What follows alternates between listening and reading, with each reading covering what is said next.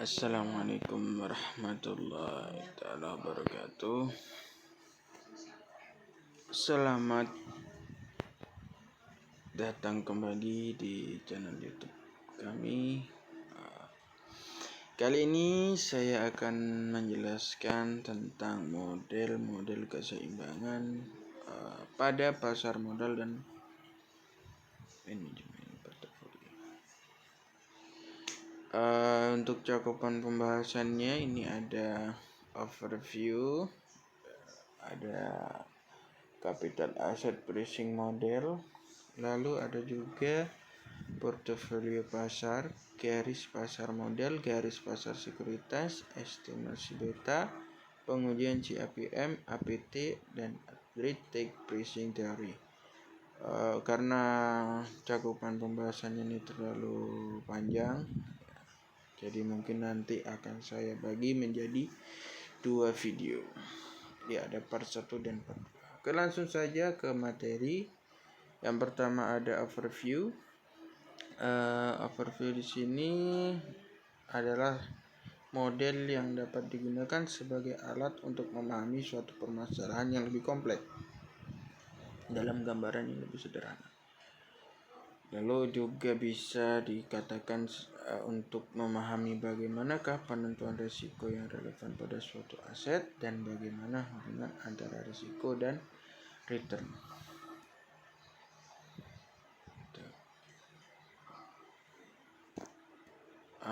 Lalu ada 2 model keseimbangan, ada capital asset pricing model yang biasanya kita kenal dengan CAPM, ada arbitrage pricing theory atau disingkat dengan APT.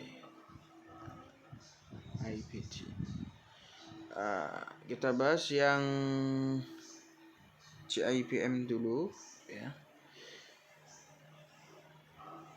CAPM adalah model hubungan antara tingkat return harapan dari suatu aset berisiko dengan risiko dari aset tersebut pada kondisi pasar yang seimbang. Lalu juga bisa dibangun di atas fondasi teori portofolio Markowitz. Lalu ada juga berdasarkan teori portofolio Markowitz, portofolio yang efisien adalah portofolio yang berada di sepanjang kurva efisien frontier. Lalu CAPM juga diperkenalkan secara terpisah oleh Sharpe, Linter, dan Mosin pada pertengahan 1960, maaf. Sebentar ya.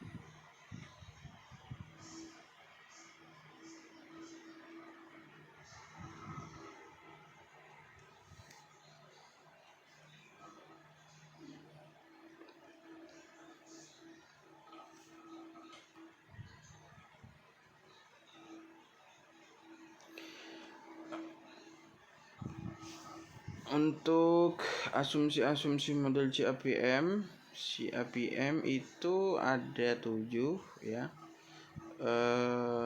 Yang paling penting, semua investor mempunyai distribusi probabilitas tingkat return pada depan yang identik ya.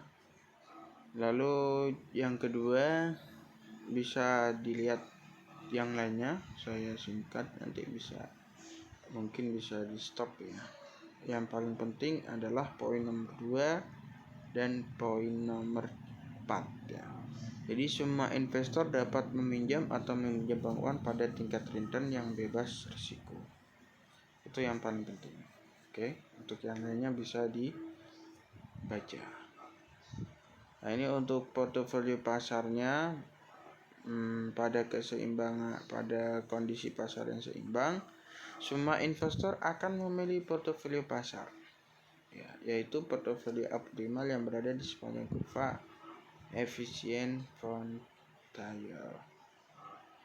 Nah, ini dalam kondisi pasar yang seimbang, semua investor akan memilih portofolio pada titik M, ya, sebagai portofolio yang optimal, terdiri dari aset-aset berisiko.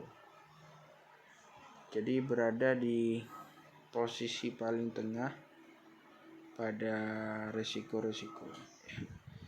Itu yang seperti garis C, garis L, dan garis BE itu merupakan berbagai aset, yang dimana letaknya ada di M itu sebagai keseimbangan, yang seimbang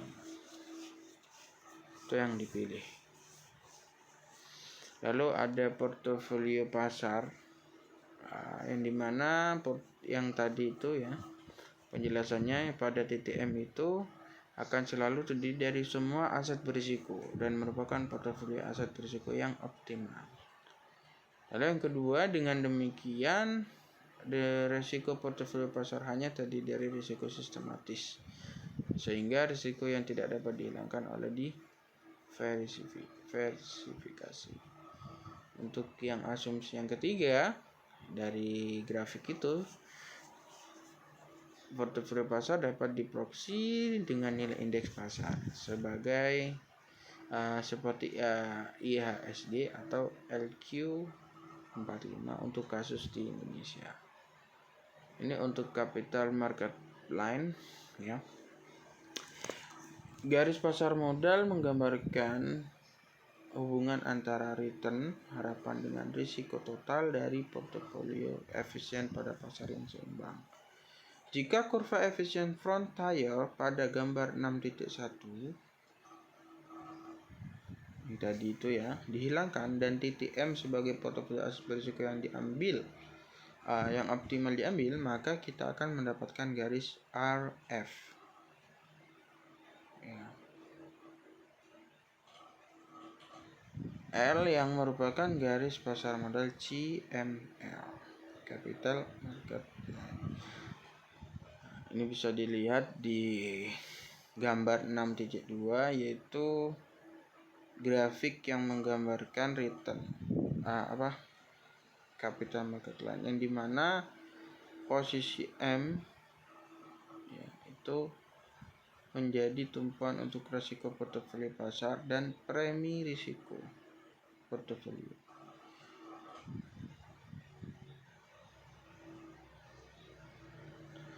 Nah, untuk slope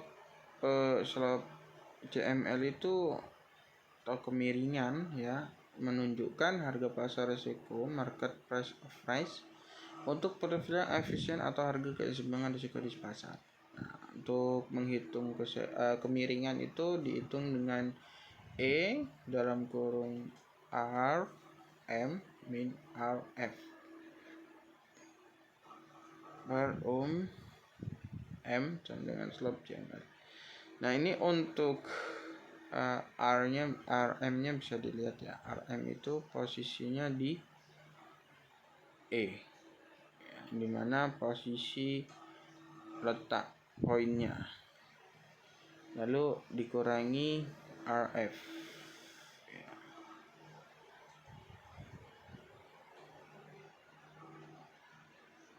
Untuk slope CML mengindikasikan tambahan return yang disarankan pasar untuk setiap 1% kenaikan risiko portofolio.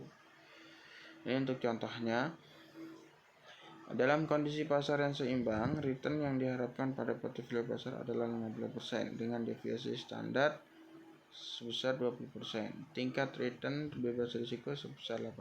Maka untuk kemiringannya rumusnya tadi dimasukkan, ya. Lalu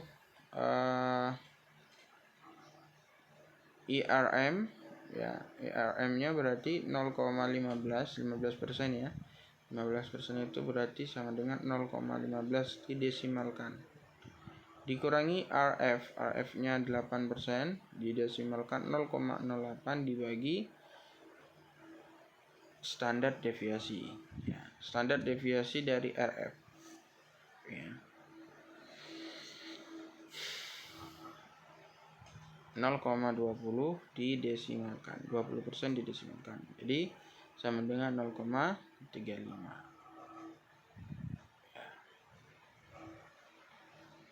Lalu ada persamaan CML ya, yaitu dengan mengetahui slope CML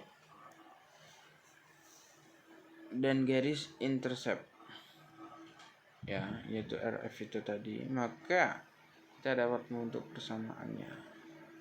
IRP sama dengan IRP sama dengan RF ditambah I dalam kurung RM min RF dibagi M kali P. Ya, bisa dilihat di sini untuk kategorinya ada di mana ya. Ini ada suku P dan M.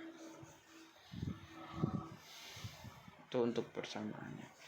Jadi misalnya teman-teman nanti menemukan soal dalam bentuk grafik tanpa ada keterangan IRM, RF, terus ada ini M dan P, nah itu bisa diapalkan ya. Jadi kondisi yang letak yang sebelah sini adalah IRM ya, letak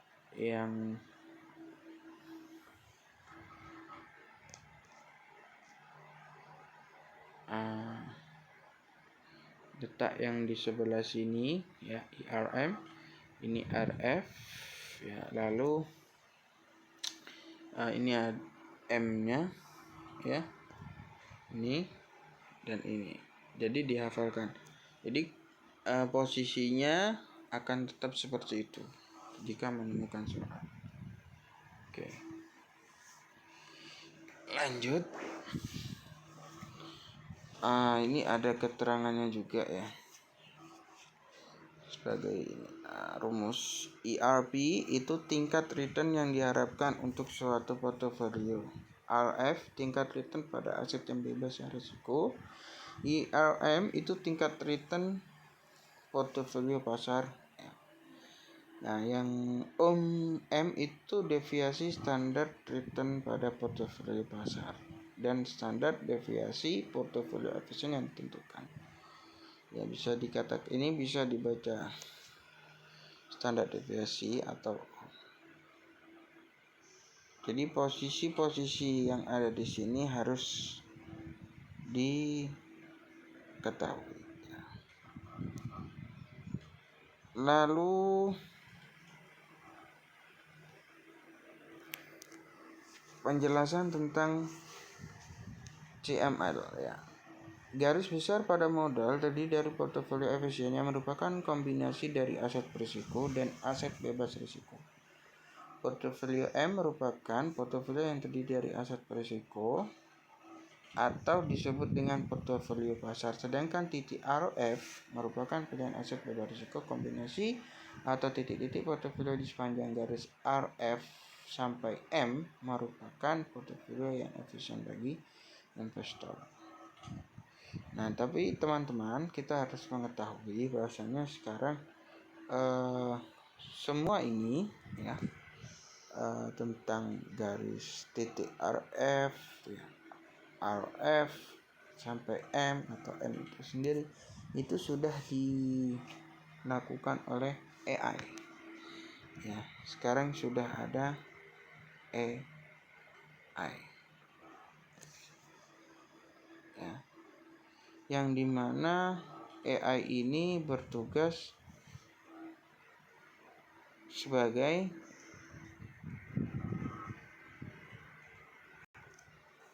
sistem ya, sistem, dan ini sekarang digunakan pada aplikasi-aplikasi investasi ya.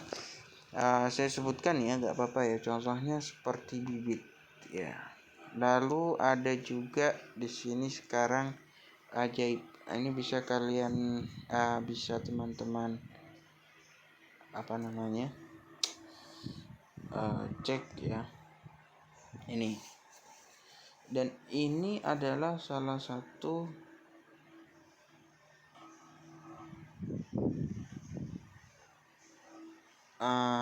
dua dari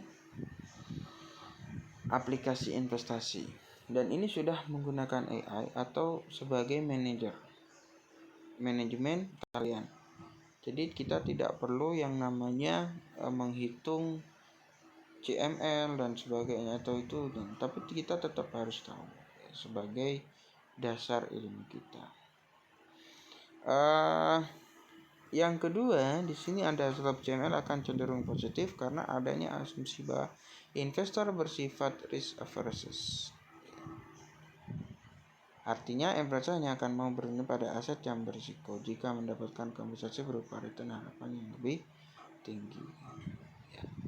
Yang ketiga, berdasarkan data historis, adanya risiko akibat perbedaan return aktual dan return harapan bisa menyebabkan slop CML yang negatif. Slop negatif ini terjadi bila tingkat return aktual portofolio pasar lebih kecil dari tingkat keuntungan bebas risiko. Yang keempat, garis pasar modal dapat digunakan untuk menentukan tingkat return harapan untuk setiap risiko portofolio yang berbeda. Nah, ini untuk garis pasar sekuritas, bisa disingkat SML. Ini untuk grafiknya terkait dengan return yang diharapkan, itu aset yang risikonya lebih kecil dari pasar ya, itu di B ya. Aset yang risikonya lebih besar dari pasar itu di beta M sama dengan dari angka 1 sampai 1, atau lebih. 0 sampai 1 itu aset yang risikonya lebih kecil dari pasar. Nah, pada gambar 6.3 ini risiko sekuritas ditunjukkan oleh beta yang menunjukkan sensitivitas return sekuritas terhadap perubahan return pasar. Oke. Lalu ada return sekuritas yang disyaratkan. Nah, berdasarkan hubungan tingkat return dengan beta, maka komponen penyusutan required rate of return terdiri dari tingkat return bebas risiko dan premi risiko. Nah, secara matematis hubungan tersebut dapat digambarkan sebagai KI itu sama dengan tingkat risiko aset bebas plus premi risiko sekuritas sama dengan RF tambah beta ya, beta I lalu kurung kurawal IRM ya, dikurangi RF. Dalam hal ini KI itu adalah tingkat return yang disyaratkan investor pada sekuritas I. IRM tetap return value yang diharapkan, beta I koefisien beta sekuritas I, dan RF tingkat return bebas risiko. Bisa dilihat di sini. Jadi sama seperti tadi, posisinya kita harus hafalkan bahwasanya yang di sini ya 0 sampai 1 itu beta M, yang dimana asetnya itu resikonya lebih kecil dari pasar ya. Untuk yang 1 ke atas sampai 1,5 itu aset yang resikonya lebih besar dari pasar. Ini untuk KRF. Oke. Lanjut ke berikutnya.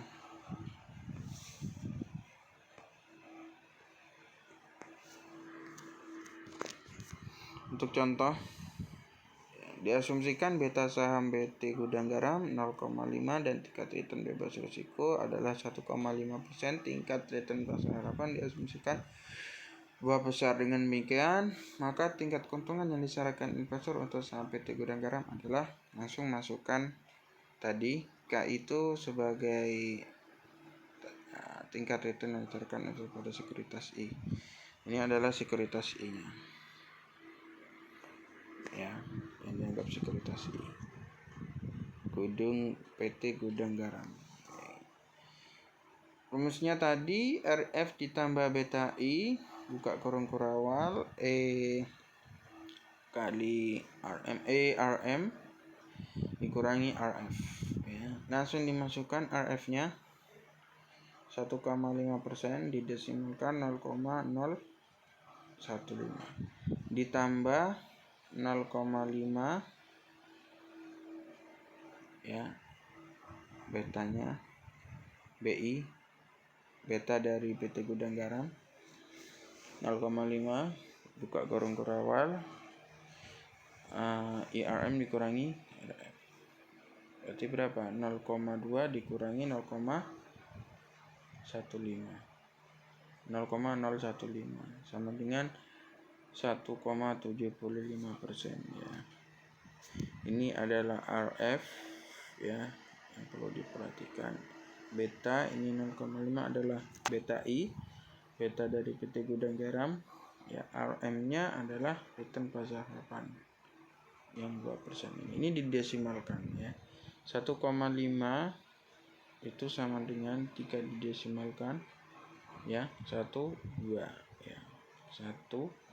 Jadi caranya seperti ini 1, 2. Lalu kalau yang 2% mungkin teman-teman belum tahu, langsung cara cepatnya langsung seperti ini ya.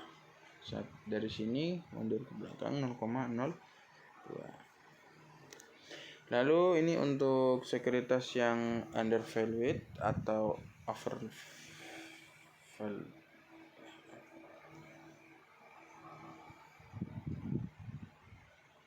ya, bisa dipahami sendiri untuk posisinya tetap sama ya. Ini IR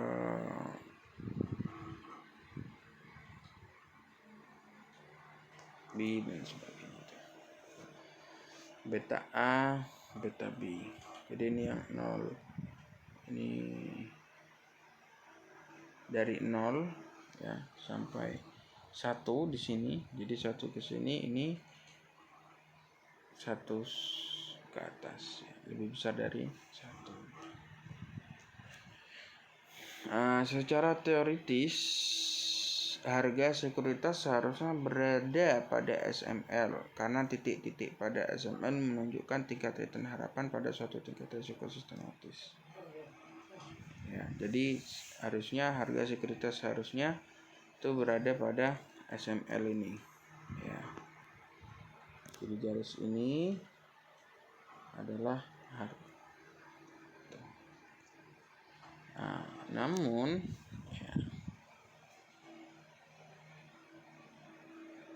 jika tingkat return harapan tidak berada pada SML, maka sekuritas tersebut undervalued atau over. Mungkin itu saja untuk video yang akan saya share terlebih dahulu. Untuk sisanya nanti akan saya share berikutnya. Jika ada pertanyaan silakan tuliskan di kolom komentar. Terima kasih atas perhatiannya. Assalamualaikum warahmatullahi wabarakatuh.